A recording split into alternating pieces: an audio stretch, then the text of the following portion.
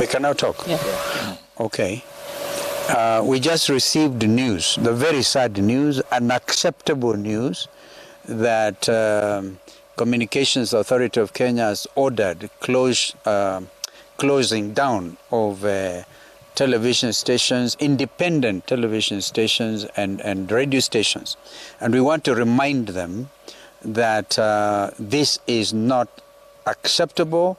As we speak, we are in sync with the Law Society of Kenya, because we're also members of LSK, Mheshimiwa Eugene and I, and we have already moved to court to stop this nonsense.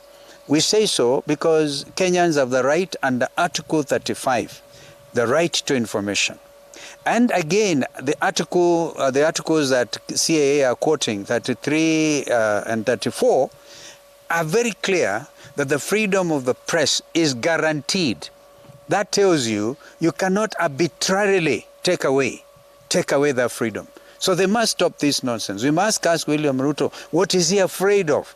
The whole world is open, and Kenyans would even want to know. And even if he closes down the media stations, how about those with the telephones? You know, these literally, the horse has left the stable. And Kenyans are moving from every part of the country in exercise.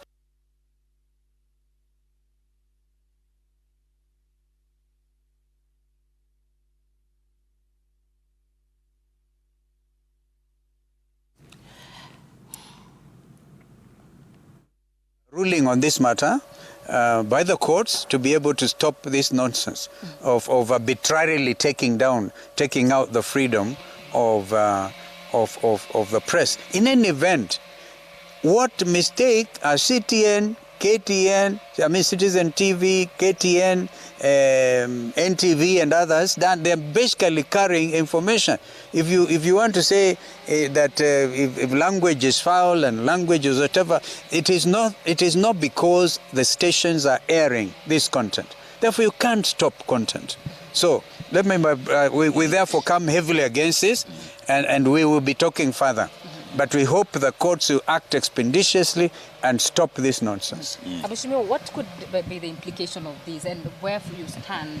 What could be the reason why the government is actually doing this? And also talk about what has been happening in town. I think there's just one reason. I think the scriptures say in John 3:20 that evil lurks in darkness. There's a reason why William Ruto wants this blackout. And Kenyans are following everything that's happening across the country. People have come out in every corner of Kenya to reject this system, to reject the injustices. But when you look at what he's trying to do, you can only conclude two things. I think William Ruto wants to, I suspect, to unleash the military on the citizens. As we speak, we are aware that the military is positioned at Nyayo Stadium. And I think a time is coming probably when we have this blackout, when he can unleash the military. He's still using the same order of last year that still gives him the powers to deploy. The second thing, we know that he has mobilized goons, probably with the coverage that everything is being given. He's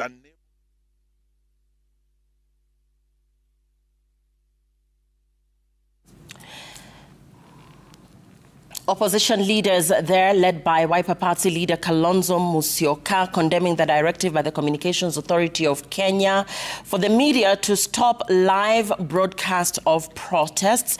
They say they have moved to court over this and are condemning this